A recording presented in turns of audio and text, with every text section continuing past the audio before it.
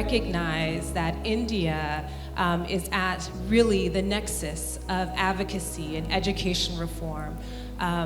We know that India has a population of over 1 billion people, and as a result of that, we have to consider what that means in terms of transformation, in terms of impact, in terms of skill development, in terms of access.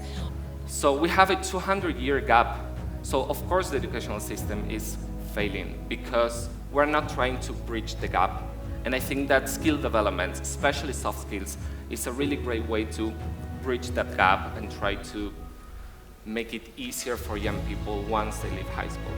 Things that we are not doing right now, we're going to see the consequences in 5, in 10 years when there is going to be too late to do something about that.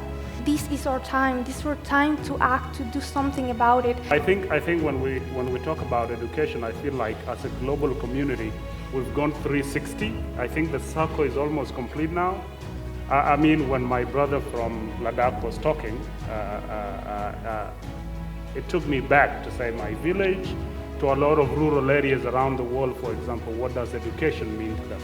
The basic aim of education is to be able to coexist or exist in that environment and flourish with it. So the government has spent a considerable amount of money. The family, the community has spent a lot of money. But at the end of the day, what happens, the talent from here goes out and settles abroad.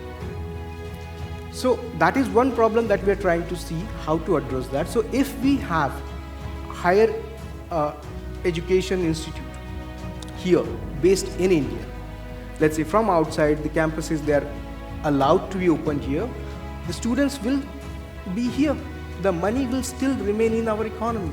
It will not go out. And the job opportunities surrounding that will also be created.